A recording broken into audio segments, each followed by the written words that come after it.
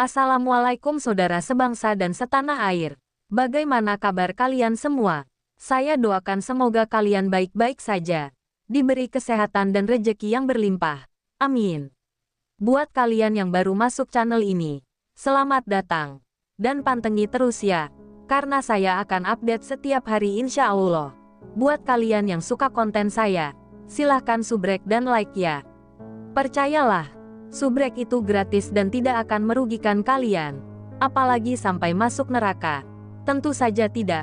Hehehehehe. Maaf bercanda. Karena suara Bang Darel lagi serak dan tidak enak badan.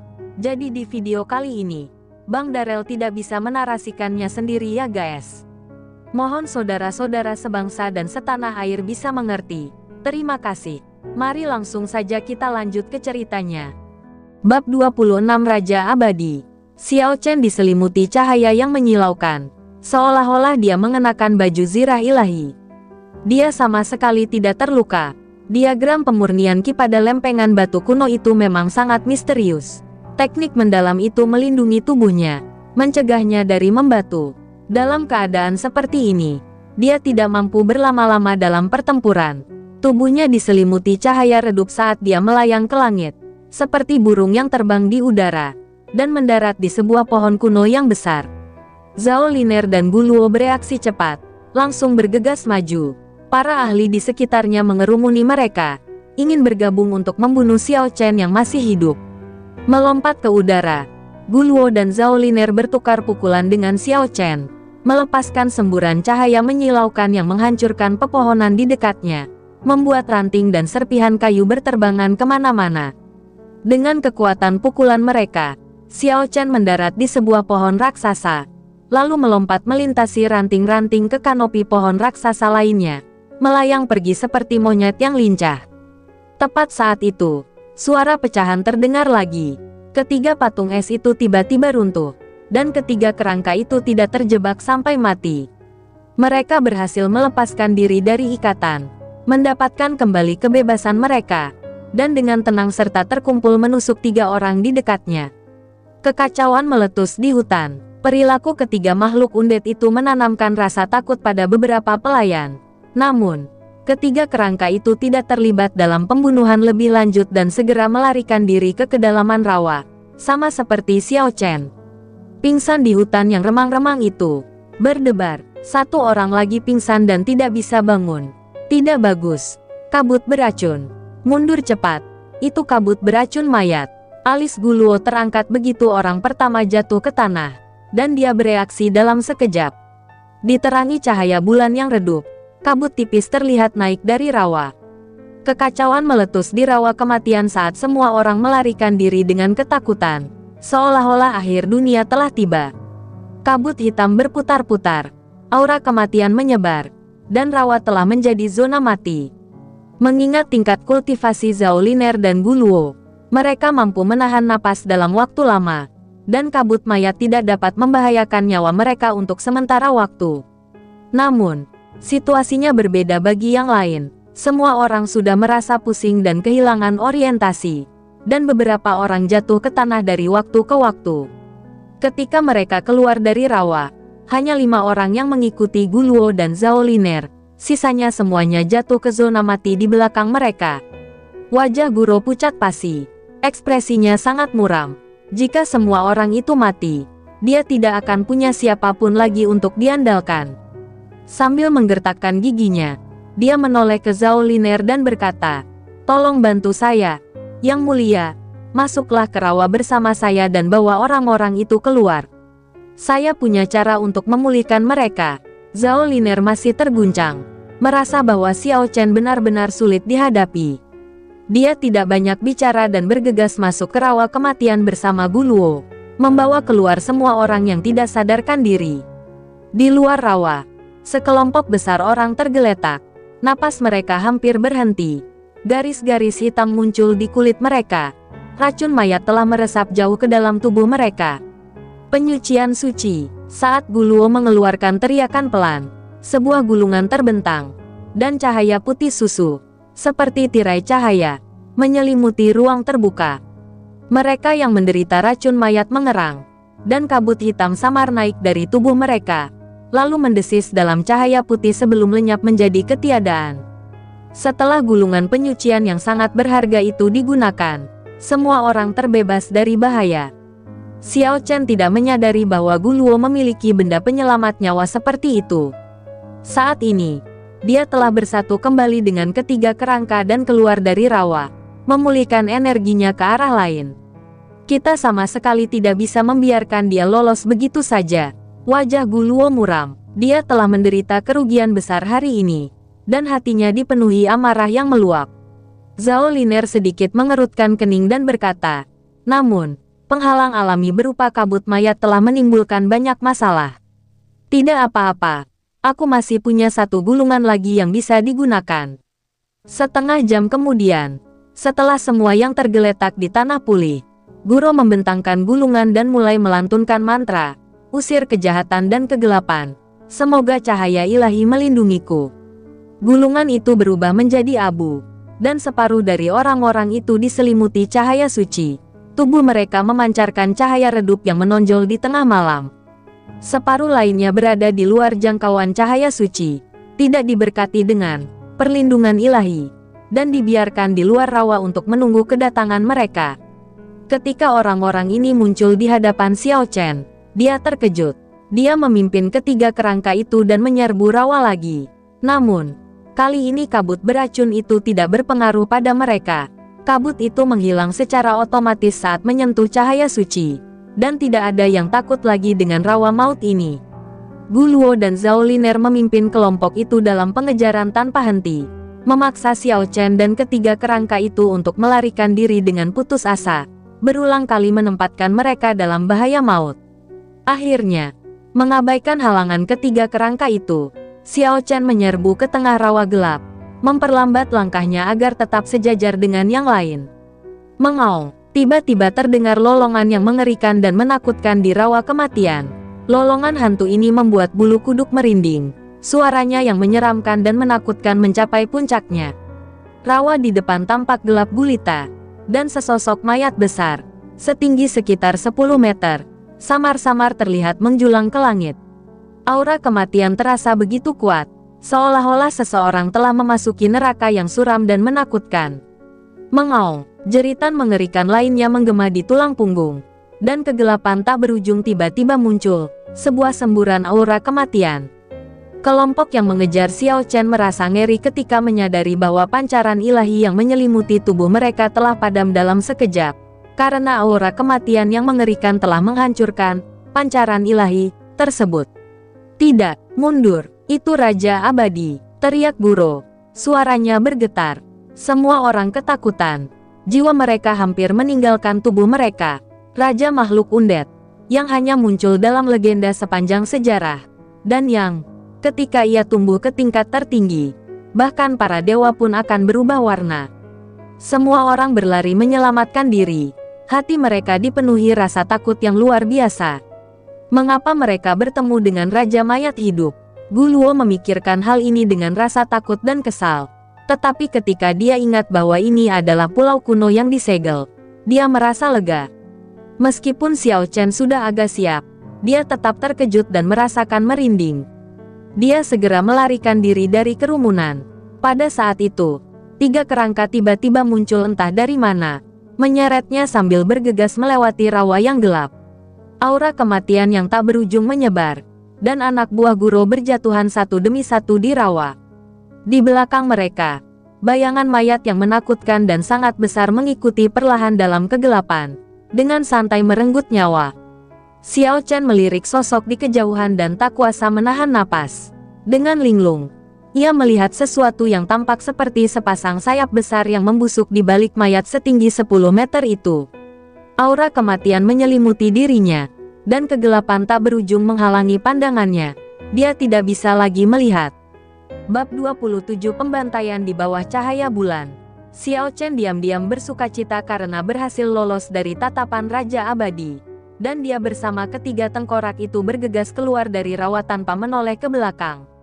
Di belakang mereka, dari kegelapan yang tak berujung, jeritan ketakutan bergema sesekali. Tangisan melengking yang dipenuhi rasa takut, membuat bulu kuduk merinding. Dia memimpin 3 kerangka mengelilingi rawa kematian, dengan cepat mengejar arah yang dituju oleh Guluo dan yang lainnya. Raja Abadi tidak mengejar mereka keluar dari rawa yang suram. Tampaknya ia sedang berjalan-jalan santai, merenggut nyawa sesuka hatinya. Ketika Xiao Chen menyusul mereka, dia melihat Guluo Jiao dan Zhao Liner. Langkah mereka goyah, memimpin 2 atau 3 orang keluar dari rawa kematian. Mereka bergabung dengan orang-orang yang menunggu di luar dan melarikan diri ke kejauhan seolah-olah nyawa mereka bergantung padanya. Xiao Chen menoleh ke belakang ke arah rawa.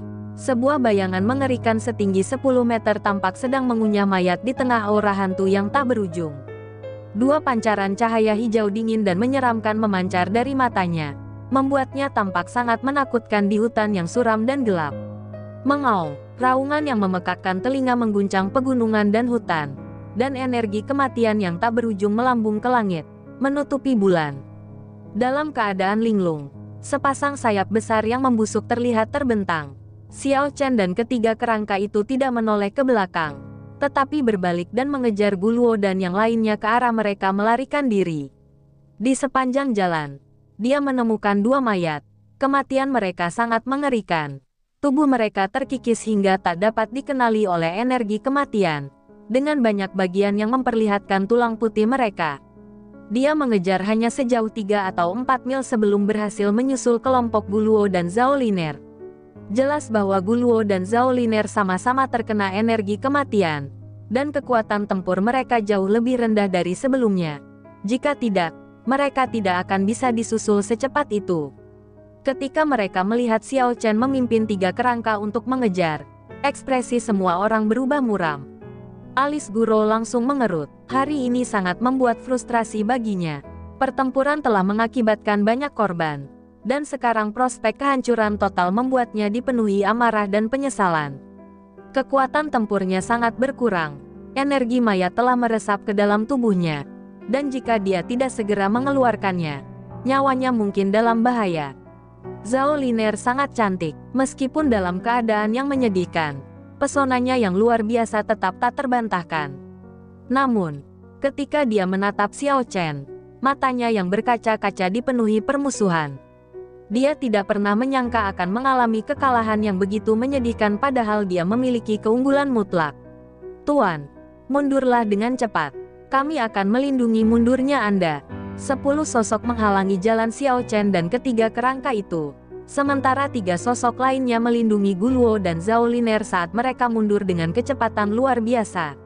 Tanpa sepatah kata pun, Xiao Chen dan ketiga kerangka itu menyerbu maju, dan terjadilah pembantaian sepihak. Energi pedang melonjak dan menyebar di seluruh hutan. Dengan ayunan pedang panjang Xiao Chen yang ganas, sebuah kepala terlepas dan melayang miring. Mayat tanpa kepala itu menyemburkan gelombang darah setinggi lebih dari 2 meter sebelum roboh ke tanah. Kemudian, jeritan melengking terdengar saat 3 kerangka seputih salju mencengkeram tangan dan kaki seseorang, mencabik-cabiknya. Sebelum jeritan mereda, pedang panjang Xiao Chen menghantam orang lain. Darah berceceran saat tubuh yang terpotong di pinggang itu jatuh ke genangan darah. Perbedaan kekuatan tempur terlalu besar. Metode berdarah Xiao Chen dan kebrutalan ketiga tengkorak itu membuat hati beberapa orang yang tersisa merinding. Pada saat ini, mereka melupakan kesetiaan dan tidak punya waktu untuk menghentikannya. Semua orang mengikuti Guluo dengan ketakutan dan melarikan diri. Ini adalah pengejaran yang mematikan. Seperti iblis yang berlumuran darah, Xiao Chen terus-menerus mengayunkan pedang penghancur. Tubuhnya berlumuran darah saat mayat-mayat berjatuhan satu demi satu. Engah, darah berceceran, dan kepala-kepala bergelimpangan. Engah, Xiao Chen sepenuhnya berlumuran darah. Pada saat ini, dia seperti dewa kematian, dan bersama dengan 3 kerangka, dia sekali lagi menghalangi jalan Zhao Liner dan Guluo. Beberapa garis hitam muncul di lengan Guluo dan Zhao Liner, menunjukkan bahwa energi mayat dari Raja Abadi menyebar lebih luas.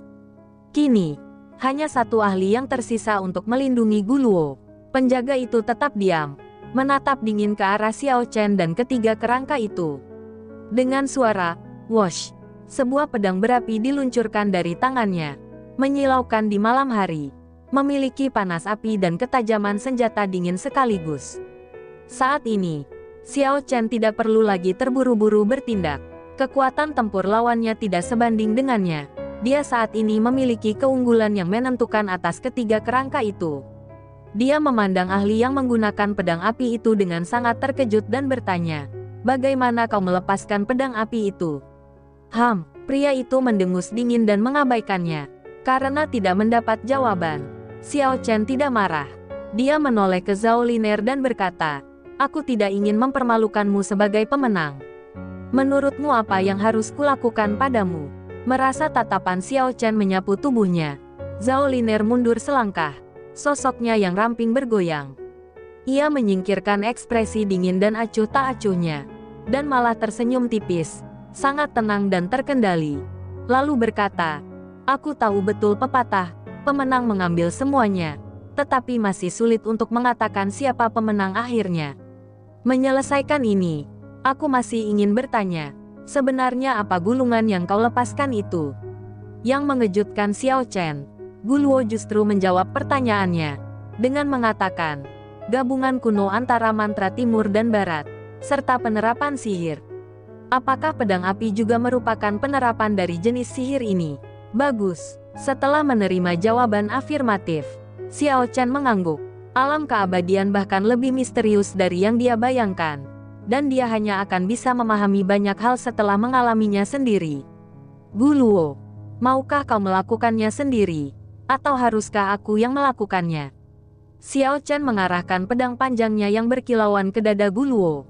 Jauh dari rawa kematian, cahaya bulan yang terang tampak sangat lembut. Tetapi hutan itu dipenuhi dengan niat membunuh. 3 kerangka berkilauan putih di bawah cahaya bulan. Rahang mereka membuka dan menutup dengan suara krek, membuat mereka tampak sangat menakutkan di malam yang diterangi bulan. Bab 28 Kehendak yang tak goyah. Guluo mencibir 2 kali, lalu tiba-tiba melancarkan serangan, menyerbu ke arah Xiao Chen. Pada titik ini, mengatakan apapun tidak ada gunanya. Zhao Liner mengikuti, melarikan diri terbukti sia-sia.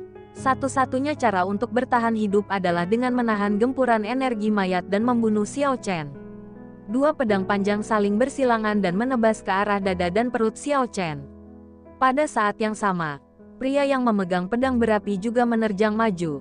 Pedangnya yang menyala-nyala dengan ganas menebas leher Xiao Chen.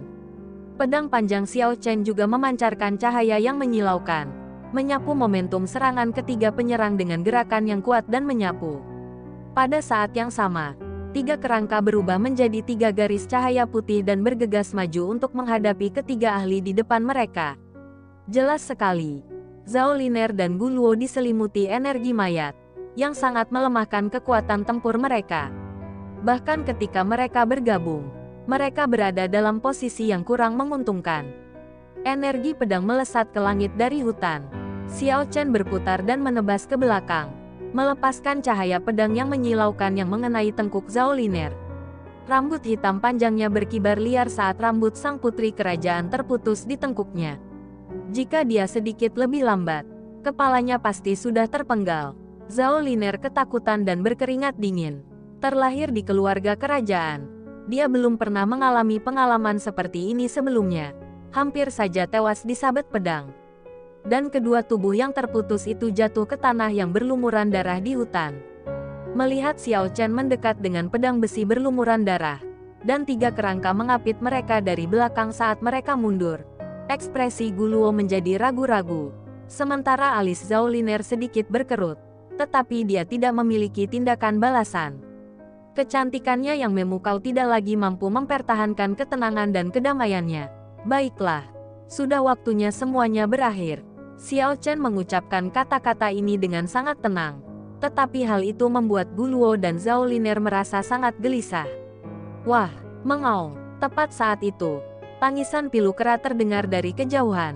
Dari posisi yang tinggi ini, orang dapat dengan jelas melihat lebih dari selusin binatang lincah melompat-lompat di antara pepohonan, seolah-olah menunggangi awan. Mereka dapat terbang sejauh 8 atau 9 meter hanya dengan menyentuh ranting. Kecepatan dan kelincahan mereka benar-benar menakjubkan. Bergegas menuju tempat ini dengan kecepatan luar biasa. Ekspresi Zhao Liner berubah drastis. Dalam sekejap, dia mengenali mereka sebagai lebih dari selusin kera raksasa yang pernah melindungi Xiao Chen. Dan dia telah membunuh salah satu dari mereka beberapa hari yang lalu. Tempat ini tidak jauh dari habitat Gigantopithecus, dan suara perkelahian itu membuat mereka waspada. Dalam sekejap, lebih dari selusin kera raksasa menyerbu area tersebut. Tinggi mereka sekitar 3 meter dan ditutupi bulu hitam, yang tampak menakutkan di bawah sinar bulan. Setelah terbang turun, mereka dengan cepat mengepung area tersebut, tampak menyeramkan seperti lempengan batu raksasa.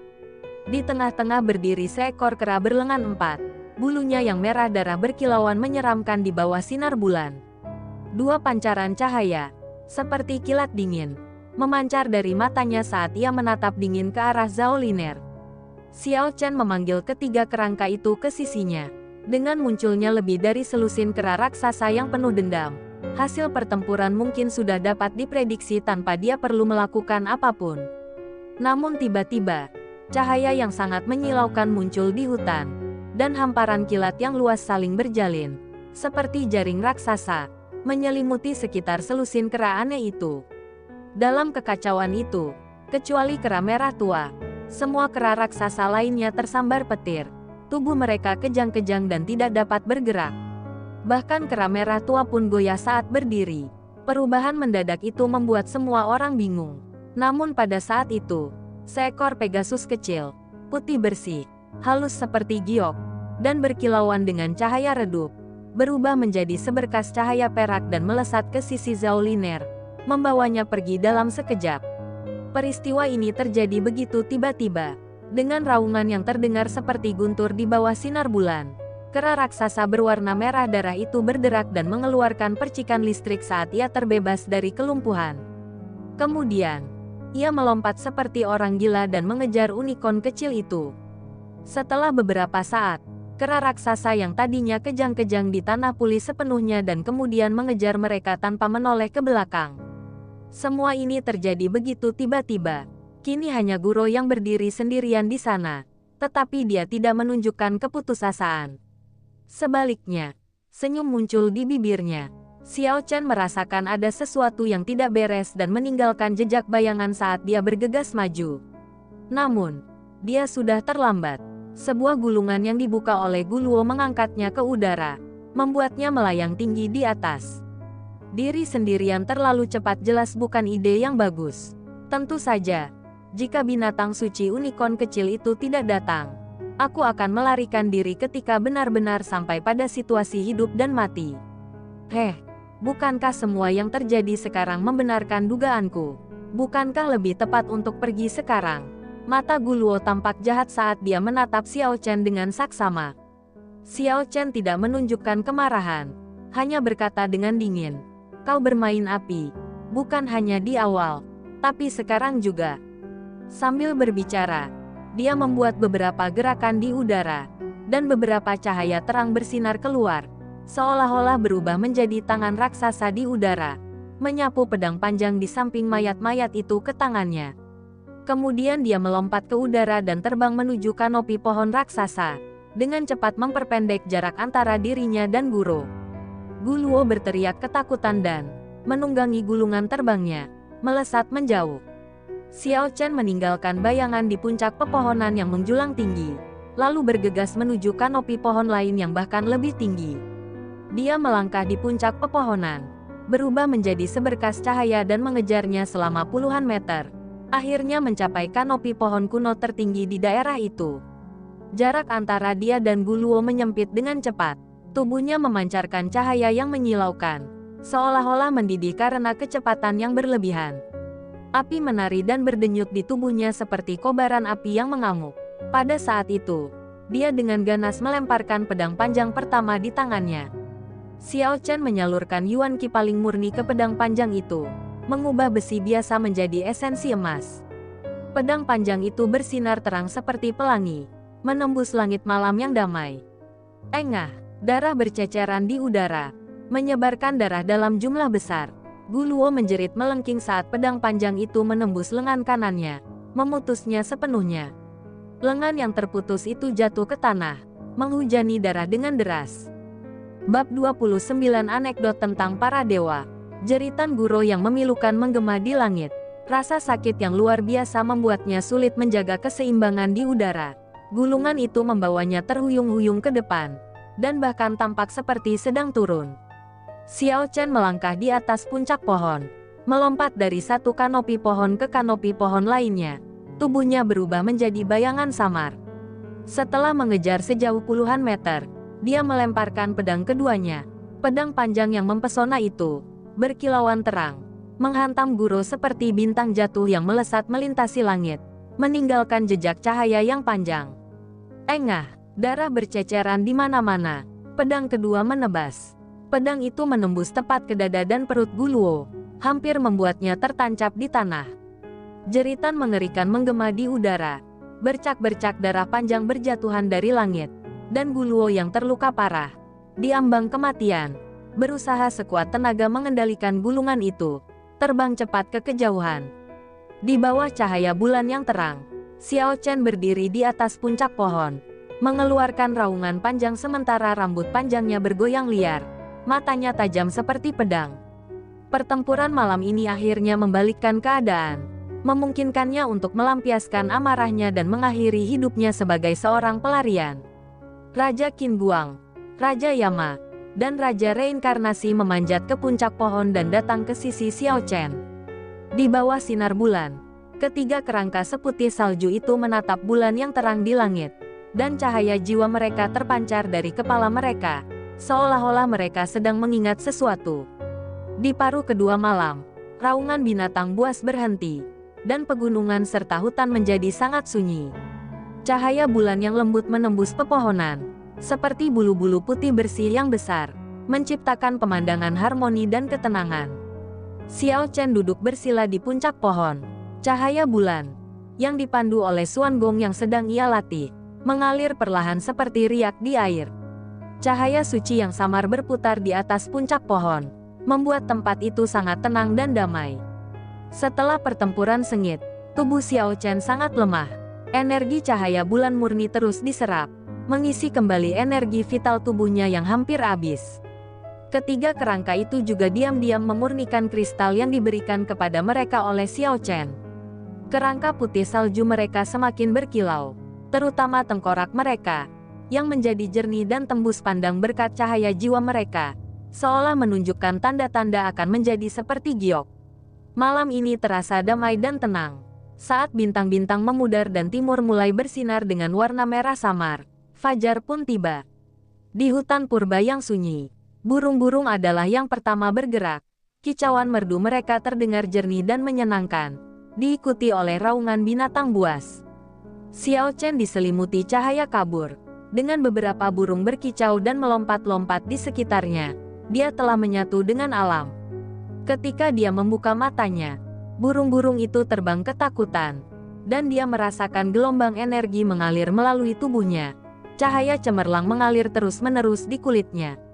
Setelah membersihkan darah dan kotoran dari tubuhnya di aliran sungai yang jernih dan menikmati sarapan mewah berupa daging buruan liar, Xiao Chen memimpin ketiga kerangka itu melanjutkan perjalanan mereka.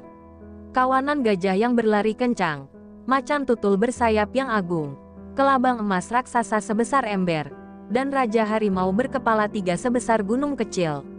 Di sepanjang jalan, raungan binatang buas yang besar dan menakutkan terus bergema di hutan purba. Setelah melewati berbagai gunung dan hutan, Xiao Chen memimpin ketiga kerangka itu ke tempat tinggal mereka sebelumnya, sebuah danau kecil yang biru seperti safir. Rumah bambu itu masih berdiri tegak, memancarkan aroma rumput dan pepohonan, dikelilingi oleh tanaman rambat dan bunga-bunga harum. Tanpa berlama-lama di sana, mereka berjalan menembus hutan yang rimbun menuju tepi laut, di mana Xiao Chen mulai mengeringkan garam laut, bersiap untuk mengumpulkan cukup garam sebelum pergi mencari Zhao Liner dan Guluo. Cahaya pagi berwarna keemasan, tetapi ketiga kerangka itu, yang sangat tidak menyukai sinar matahari, bersembunyi di rumpun kelapa di tepi pantai, menolak untuk keluar. Xiao Chen sedang mengisi tempurung kelapa dengan air laut untuk membuat garam laut ketika, saat itu juga, dia melihat sosok manusia di lautan. Sesosok figur berbaju putih melesat cepat dari kedalaman laut, membelah air seperti ikan ilahi. Itu pemandangan yang menakjubkan. Figur berbaju putih itu tidak berenang, tetapi berdiri di permukaan laut. Sekarang lebih dekat. Akhirnya aku bisa melihat dengan jelas. Seorang biksu muda berjubah putih berdiri di atas balok kayu, bergerak mengikuti angin seperti seorang abadi yang diasingkan melangkah di atas air, memancarkan pesona surgawi dan dunia lain yang tak terlukiskan. Keahlian ringan Bodhidharma dalam menyeberangi sungai di atas sebatang bulu. Sebuah teknik gerakan agung yang telah hilang dari dunia selama bertahun-tahun. Xiao Chen cukup terkejut. Ini jelas seorang ahli yang memaksanya untuk selalu waspada. Angin laut yang sedikit asin bertiup lembut saat biksu berjubah putih itu melangkah ke pantai. Dia memandang Xiao Chen dengan sedikit terkejut, tetapi dengan cepat tenang dan berjalan di atas pasir. "Siapakah Anda?" Biksu berjubah putih itu berbeda dari biksu biasa. Dia tidak melantunkan mantra Buddha atau memanggil orang sebagai dermawan, tetapi bertanya seperti orang biasa. Melihat pembawaan biksu muda yang luar biasa itu, Xiao Chen dengan singkat mengungkapkan identitasnya. Untuk bertahan hidup di alam keabadian, dia perlu membina hubungan baik dengan para kultivator di alam ini. Biksu berjubah putih itu tampak sangat terkejut dan berkata, "Nama dharma saya adalah Yizen." Ia tidak menyebut dirinya sebagai biksu rendah hati ini, tetapi sebagai saya, seperti orang biasa. Meskipun kata-katanya tidak seperti kata-kata seorang biksu, ia memancarkan temperamen transenden dan dunia lain, dan sikapnya menyerupai seorang biksu agung yang tercerahkan. Keduanya berbincang sebentar dan tanpa sadar berjalan memasuki kebun kelapa. Ketiga kerangka itu sepertinya merasakan kedatangan orang-orang hidup dan diam-diam mundur. "Guru Yizen, apa yang begitu istimewa tentang pulau ini?" Xiao Chen memiliki terlalu banyak pertanyaan di benaknya. Pangeran Feng, Guluo, dan yang lainnya telah datang ke pulau ini satu demi satu, jelas dengan tujuan penting. Sekarang biksu Yizen juga telah datang ke pulau ini. Semakin jelas bahwa pulau terpencil ini tidak biasa. Pulau ini disebut Pulau Naga. Pada zaman purba, sebuah prasasti suci turun dari langit dan menyegelnya selamanya. Semua naga yang mampu melawan para dewa telah kehilangan kekuatan sihir mereka dan dipenjara di pulau terpencil ini. Xiao Chen akhirnya mengerti mengapa naga jahat berlengan 8, yang dapat menyaingi dewa laut, dan Tyrannosaurus, cabang dari garis keturunan kerajaan ras naga, telah menjadi lebih buas daripada ilahi. Di pulau terpencil ini, yang selamanya ditekan oleh prasasti ilahi, mereka telah kehilangan kekuatan supranatural mereka yang besar. "Mengapa ini bisa terjadi?" tanya Xiao Chen dengan bingung. Biksu Yizen memahami keadaan pikiran Xiao Chen saat ini dan secara singkat menceritakan kepadanya tentang peristiwa kuno di alam panjang umur. Tidak ada yang tahu apa yang terjadi. Setelah klan naga disegel, dewa-dewa leluhur seperti Suiren, Yachao, dan Fuxi, serta tokoh-tokoh kuat seperti Lao Zi, Yuan Shi, Tongtian, dan Buddha, semuanya menghilang. Mungkin terjadi pergolakan besar selama periode itu, dan dewa-dewa itu lenyap sepenuhnya. Bagaimana mungkin ini terjadi? Xiao Chen tidak mengerti. Dia menoleh ke arah biksu Yizen dan berkata, "Apakah tidak ada dewa lagi di dunia ini?" Itu tidak sepenuhnya benar. Alam keabadian sangat luas dan tak terbatas, dengan banyak ras. Dewa leluhur telah tiada, dan meskipun tokoh-tokoh hebat seperti Lao Su dan Buddha juga telah menghilang, legenda tentang dewa-dewa dari ras lain masih beredar. Banyak hal yang sulit dijelaskan dengan jelas, dan Anda perlu melakukan perjalanan sendiri ke benua yang luas itu untuk memahaminya.